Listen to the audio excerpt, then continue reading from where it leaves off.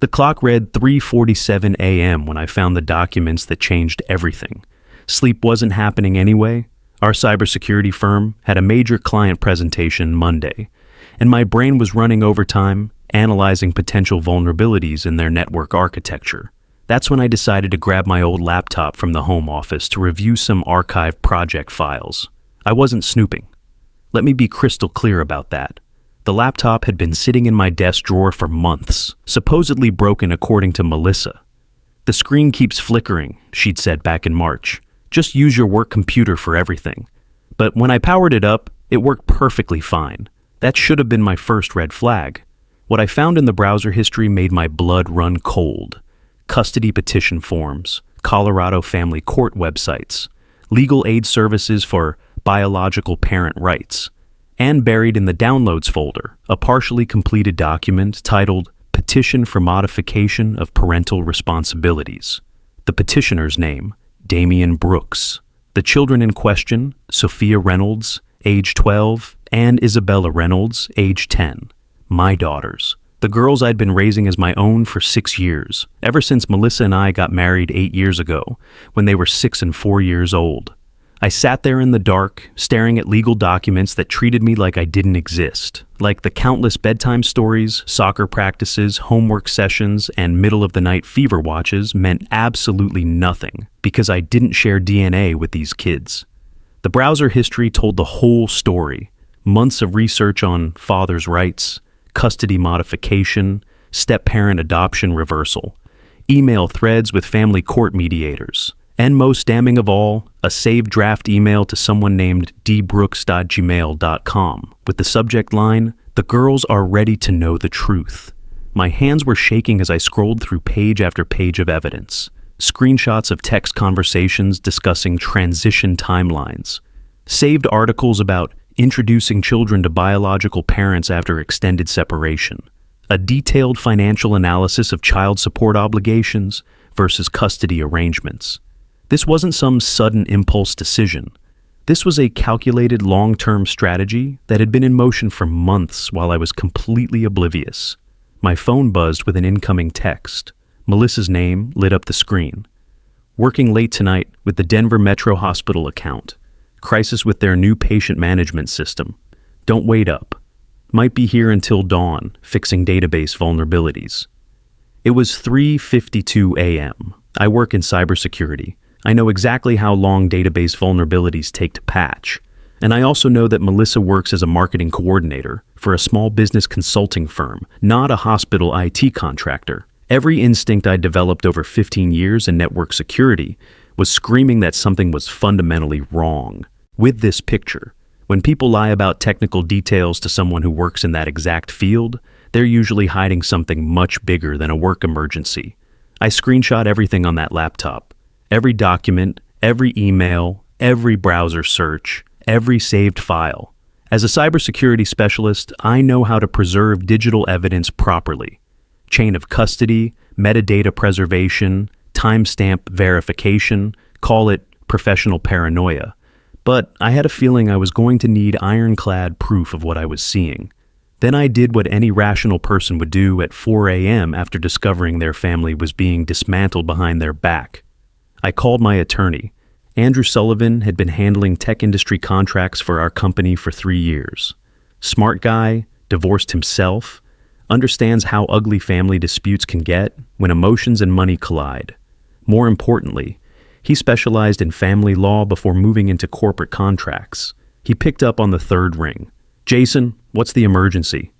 I laid out everything I'd found, the custody documents, the secret communications, the timeline that made it clear this had been planned for months while I was completely in the dark, believing I was building a stable family with my wife and our 2 daughters. "Listen carefully," Andrew said after I finished. "Don't confront her yet. We need to verify your legal standing with those girls. Did you ever formally adopt them?" That question hit me like a sledgehammer to the chest. We talked about it early on. Melissa said it wasn't necessary since we were married and they lived with us full time. She said it would just be extra paperwork and expense for something that was already legally established through our marriage. That was a mistake, a serious one. In Colorado, step-parents have virtually no legal rights without formal adoption, Marriage alone doesn't confer parental authority over your spouse's children from a previous relationship. If the biological father petitions for custody and the mother supports it. He didn't need to finish that sentence. I could lose Sophia and Isabella tomorrow, and there wasn't a damn thing I could do about it legally. What do I need to do? Document everything. Record conversations if Colorado's one-party consent laws allow it, which they do. Get copies of school records showing you as their primary contact. Bank records showing you've been financially supporting them. Medical records with your name as their emergency contact. And Jason, don't let on that you know anything until we have a comprehensive strategy. Easier said than done. When Melissa walked through the door at 6:30 a.m., I was sitting at the kitchen table with my coffee, looking exactly like a man who'd just discovered his wife was orchestrating the destruction of his family. "You're up early," she said, kicking off her heels by the door. Same heels she'd worn to her client dinner yesterday evening. Interesting how she'd managed to keep them clean during a late-night database emergency that supposedly required crawling around server rooms. Couldn't sleep. Big presentation Monday. I kept my voice level, conversational. "How'd the emergency go with Denver Metro Hospital?" She hesitated. Just for a split second, but I caught it. After 15 years of reading people's micro-expressions during security interviews, you learn to spot the tells. Fine, productive. You know how these database migrations can be. Lots of moving parts. She was already heading toward the stairs. "I need a shower. Long night." "Which server architecture were they running? Oracle or SQL server?" She stopped mid-step.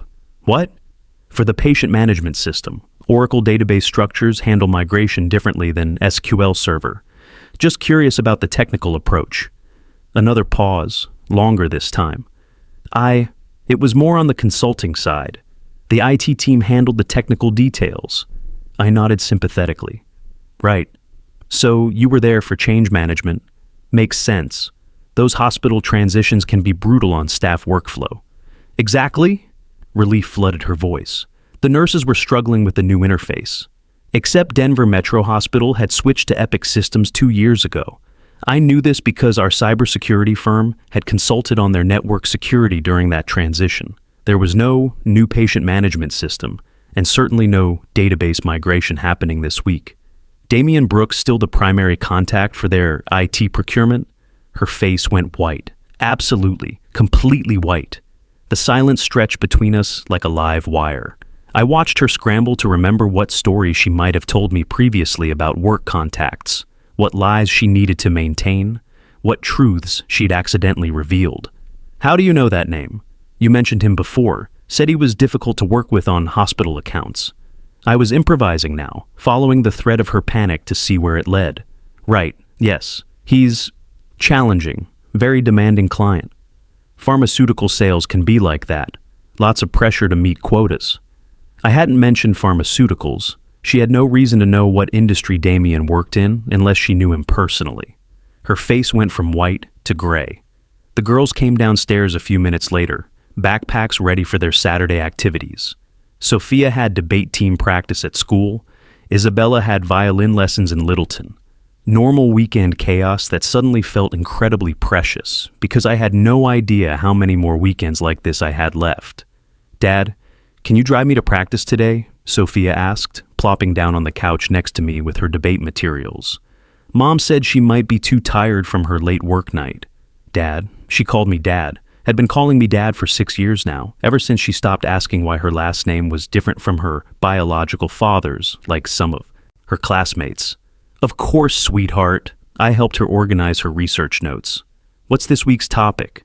"Parental rights and custody disputes. We're arguing the affirmative that biological parents should have priority in custody decisions."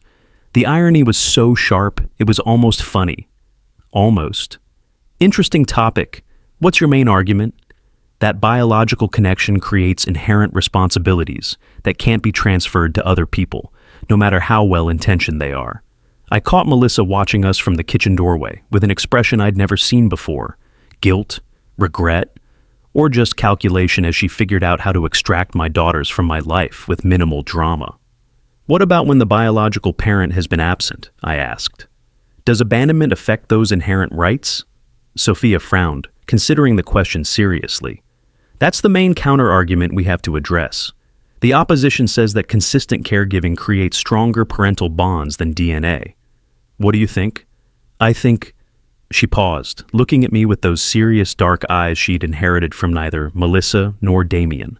I think the person who shows up every day is more of a parent than someone who just shares genetics. From the kitchen came the sound of a coffee mug hitting the floor and shattering. "Sorry," Melissa called out. "Clumsy morning." But I saw her face in that moment. She looked like someone who just realized the full consequences of a decision she couldn't take back. The drive to debate practice was quiet.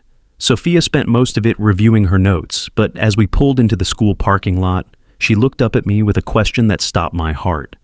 "Dad, is everything okay between you and Mom?" Kids notice everything. They feel the tension even when adults think they're hiding it perfectly. "Why do you ask, sweetheart?" "She's been acting weird lately, taking phone calls in the other room, working late more often, and she keeps asking Isabella and me questions about whether we remember our biological father." My hands tightened on the steering wheel. What kind of questions? Like whether we'd be curious about meeting him, whether we think about him, whether we'd want to know why he left. She was looking at me with concern that no 12-year-old should have to feel. It feels like she's preparing us for something. Because she was. She was preparing them to be handed over to a stranger who'd abandoned them years ago and wanted them back now for reasons that had nothing to do with love. "What did you tell her?" "That you're our dad, that we don't need to meet someone who didn't want us before." Her voice was firm, matter of fact. "Was that wrong?" "No, sweetheart. That wasn't wrong at all." But as I watched her walk into the school building, I realized that Melissa's preparation had been more thorough than I'd thought. She wasn't just planning to give the girls to Damien. She was trying to make them want to go. That evening, after both girls were in bed, I decided it was time for complete honesty. I'd spent the day gathering additional evidence, downloading financial records, and preparing for a conversation that would determine the future of my family. "Melissa, we need to talk." She was curled up on the couch, supposedly reading a book about organizational psychology, but I'd noticed she hadn't turned a page in 20 minutes. "About what?" I pulled out my phone and opened the screenshots I'd taken. "About this custody petition you've been preparing with Damien Brooks." The book fell out of her hands. She stared at my phone screen like she was seeing a ghost. "Where did you find that? Does it matter? What matters is that you've been planning to take my daughters away from me for months without saying a word." "They're not your daughters." The words came out sharp, defensive. "They're mine. And they have a biological father who wants to be part of their lives again." There it was. The truth she'd been hiding for months, delivered with all the warmth of a restraining order. "I've been raising them for 6 years, Melissa. 6 years of bedtime stories and scraped knees and parent-teacher conferences. 6 years of being the only father figure they remember. And you're telling me that means nothing?" "It means something, but legally, you made sure I had no rights. You discouraged me from adopting them. You said the paperwork wasn't necessary. Now I know why." She was crying now, but I felt nothing. No urge to comfort her, no guilt about being harsh, just cold, calculated fury at being manipulated for years. "When were you planning to tell me? When Damien showed up at the door with a court order?" "It's not like that. He's changed. He wants to be a real father now." I almost laughed. "Damien Brooks, the same Damien Brooks who owes $14,000 in back child support from his marriage to Jennifer Walsh? The guy who's been divorced twice because he can't commit to anything except his sales commission? The man who's currently 3 months behind on rent for a studio apartment in Aurora?" Her face told me I'd hit every mark perfectly. "You've been researching him." "I'm a cybersecurity specialist, Melissa. When someone threatens my family, I learn everything about them. Did you know he's been living paycheck to paycheck for 8 months? Did you know his pharmaceutical sales numbers have been in the bottom 10% of his region? Did you know he's currently dating a 23-year-old bartender he met on Tinder while supposedly rekindling his paternal instincts?" She was staring at me like I'd grown a second head. "This is the man you think should have custody of our daughters? This is who you've been secretly coordinating with to destroy the only stable family those girls have ever known? You don't understand. He's their biological father. He has rights." "What rights?" "The right to disappear for years and then show up when it's convenient. The right to disrupt their lives because he suddenly decided he wants to play father? I leaned forward, keeping my voice deadly calm. Here's what I understand. You met with him 4 times over the past 3 months. Coffee at Cherry Creek, lunch in downtown Denver, drinks at that hotel bar near his apartment, and a very long dinner last Tuesday that definitely wasn't a database emergency. She couldn't hide her shock. I'd clearly done my homework. You've been coordinating a custody strategy that involves slowly introducing him to the girls as their real father, while positioning me as the temporary stepfather who served his purpose. You agreed to support his petition in family court, and in exchange, he agreed to forgive the back child support you owe him. How could you possibly know? Because I found the email drafts, Melissa, all of them, including the one where you discussed the financial arrangement, $14,000 in forgiven debt, in exchange for your cooperation in gaining custody. She sat in stunned silence. You chose money over stability. You chose a deadbeat over the man who's been caring for your children for 6 years. You chose disruption over the family we built together. She stood up abruptly, her face flushed with anger and embarrassment. They're my children, mine and Damien's, not yours. And there it was, the line that would define everything that came after. Is that your final position? Yes. I pulled out my phone and dialed Andrew's number. Andrew, it's Jason. Yeah, I got the confirmation I needed. She just told me directly that they're not my children, and she's proceeding with the custody modification. Yes, I recorded it. Colorado one-party consent. Perfect. File the emergency adoption petition first thing Monday morning. Melissa's face went from defiant to terrified in about 3 seconds. You were recording this conversation? Colorado is a one-party consent state for recordings, and you just gave me exactly the evidence I need to file an emergency petition for step-parent adoption based on abandonment by the biological father and the best interests of the children. You can't take them from me. I'm not taking them. You're giving them away to a man who abandoned them for years and wants them back now for reasons that have nothing to do with love and everything to do with avoiding financial obligations. I stood up and headed toward my home office. Where are you going? To prepare for war. Andrew and I have emergency filings to submit, character witness statements to collect, financial stability reports to compile, 6 years of school records, medical records, and daily care documentation to organize. She followed me into the office, panic written all over her face. What does that mean?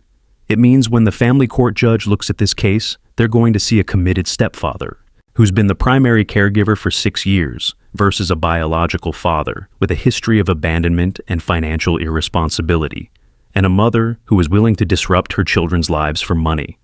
I sat down at my computer and opened a new document, beginning to type out a timeline of evidence that would destroy her case before it ever reached trial. You can't be serious about this. I told you they were my daughters. You just told me they weren't. Now, we'll let a judge decide who's been acting like a parent for the past 6 years. She was crying harder now, the reality of the situation finally sinking in. I never meant for it to go this far. Damien said it would be simple. Just a shared custody arrangement where everyone wins.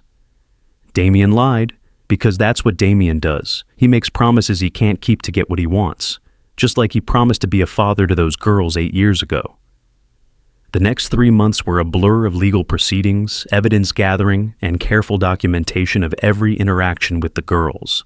Andrew had been right about the strength of our case. 6 years of school records listing me as primary contact. Medical files with my signature on every consent form. Bank statements showing consistent financial support. Soccer team rosters, violin recital programs, parent-teacher conference notes. A paper trail of active fatherhood that Damien couldn't match. The emergency hearing was scheduled for a Tuesday morning in Jefferson County Family Court. I arrived 30 minutes early with Andrew and 2 boxes of documentation. Melissa came with a public defender who looked like she'd rather be anywhere else. Damien showed up 10 minutes late in a wrinkled suit, accompanied by a legal aid attorney who clearly hadn't had time to review the case properly. Judge Patricia Hawkins was a woman in her 50s with sharp eyes and no patience for unprepared litigants. She'd been handling family court cases for 15 years and had seen every possible variation of custody disputes. Mr. Brooks, she began, addressing Damien directly, you're petitioning for custody of children you haven't seen in 6 years. Help me understand why you believe this serves their best interests. Damien's answer was a rambling explanation about personal growth, financial stability, and his desire to reconnect with his biological children. He stumbled over basic facts about the girls, getting Isabella's age wrong, not knowing Sophia's school, referring to violin lessons as piano practice. When Judge Hawkins asked about the back child support, Damien claimed financial hardship had prevented regular payments. Andrew quietly submitted documentation, showing Damien's vacation photos from Las Vegas, expensive restaurant charges, and a lease for a new motorcycle during the period he claimed poverty. "Mr. Reynolds," the judge turned to me, "you're seeking formal adoption of children you've been raising for 6 years. What's your motivation for this legal action?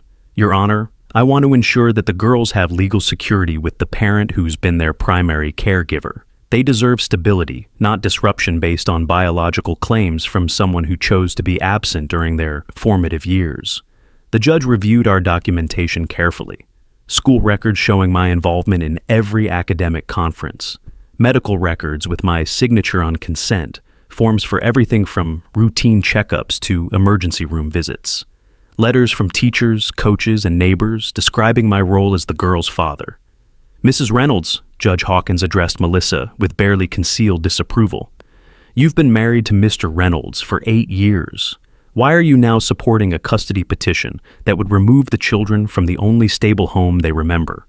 Melissa's attorney had clearly coached her to focus on biological rights and parental reunification. But under questioning, the financial arrangement became obvious. The judge wasn't impressed by a mother willing to trade her children's stability for debt forgiveness. The most damaging moment came when Judge Hawkins asked to speak with Sophia and Isabella privately. Family courts in Colorado regularly interview children old enough to express preferences about custody arrangements. I wasn't present for that conversation, but Andrew told me later that both girls had been clear about their wishes. They wanted to stay with me. They considered me their father. They had no interest in living with or visiting someone they didn't know. Sophia had apparently told the judge directly, "Jason Reynolds is my dad. He's the one who taught me to ride a bike and helps with my homework. I don't understand why we're here." Judge Hawkins rendered her decision 3 days later. Full adoption granted. Damien's petition denied. Melissa retained limited visitation rights but lost primary custody due to her willingness to prioritize financial considerations over the children's welfare. The best part? Damien disappeared again within 2 weeks of the ruling. Apparently, being an actual father was harder work than he'd anticipated. The 23-year-old bartender had moved on to someone with better prospects, and his pharmaceutical sales job terminated him for missing too much work during the court proceedings. 6 months later, I was sitting in my home office, the same office where I discovered the truth that changed everything, reviewing the girls' report cards. Sophia had made honor roll again. Isabella's violin teacher said she was ready for intermediate-level pieces. The girls adapted better than anyone expected. Kids are resilient when they feel secure. What mattered was that their daily lives hadn't changed much, except now they had legal certainty that I'd always be their father. Sophia knocked on my office door, interrupting my paperwork. "Dad, Isabella and I finished homework. Can we watch that? New superhero movie?" "Dad." She still called me Dad. Would always call me Dad. "Sure, sweetheart. Make some popcorn. I'll be right there." I saved my work and closed the laptop. The legal documents could wait. My daughters wanted to watch superheroes with their father. Some battles are worth fighting for. Some family bonds are stronger than biology. And sometimes, when someone tells you something doesn't belong to you, the best response is to prove them wrong through daily acts of love and commitment. They're my daughters, not because of DNA, but because of 8 years of choosing to be their father every single day. And now, thanks to excellent legal representation and their mother's own mistakes, that choice is protected by law.